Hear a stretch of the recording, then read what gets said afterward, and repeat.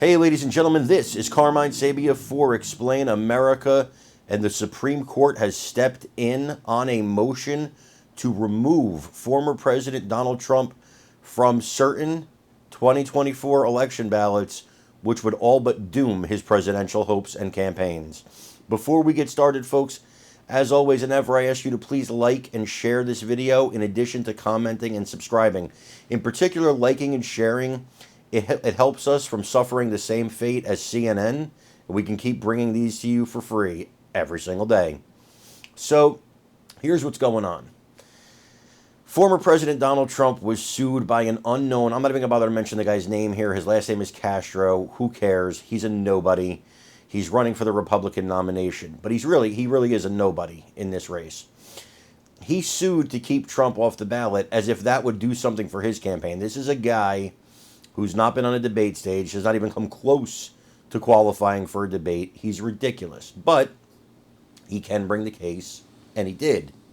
So he brings the case to court. The lower courts throw it out. But then he brings it to the Supreme Court, and he cites the 14th Amendment, namely Section 3 of the 14th Amendment, which states that anybody who engages in an insurrection against the United States or provides aid and comfort to those who did have an insurrection against the United States would be disqualified from holding the presidency, the vice presidency, governor, senator, congressman.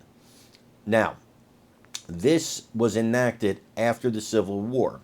The reason for this was to keep Confederates out of the federal government. See, the people who were writing that amendment, they were very concerned that the people who ran the Confederacy would then try to take over the Union by getting into government. And by getting into government and changing things to the Confederacy, but doing it through elections. Personally, I'm not a fan of the amendment to begin with. If the people wanted to vote them in, they should have the right to vote them in. But we can't relitigate this back in the 1800s. This is now being used against Donald Trump by various people. Castro is one of them. The Supreme Court delivered an epic smackdown on this. They just dismissed it out of hand. No vote, no commentary, just dismissed it. Now, Castro insists that this is because they believe he didn't have standing. But because he's now on a ballot in a state, he believes he does have standing. Okay, fine. There's two other cases that are about to come before the Supreme Court that are going to challenge Trump's eligibility to be on the 2024 election ballot. Even CNN said these are long shots. I mean, if you guys think he's so bad for the country, and you believe, as you say, that the American people can see how bad he is for the country, why are you worried about having them vote? Why are you worried about having the American people have their voice heard? You say you want to save democracy, but you want to save democracy by limiting choices? That's the antithesis of democracy. So to do that is absolutely ridiculous, and to say you're doing it in the name of democracy is even more ridiculous than that. Castro had no standing. He also had no case.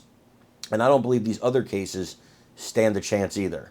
I want to know what you guys think. Is this a way that the Democrats and certain Republicans are trying to get around the democratic process? Or do they have a case here, in your opinion?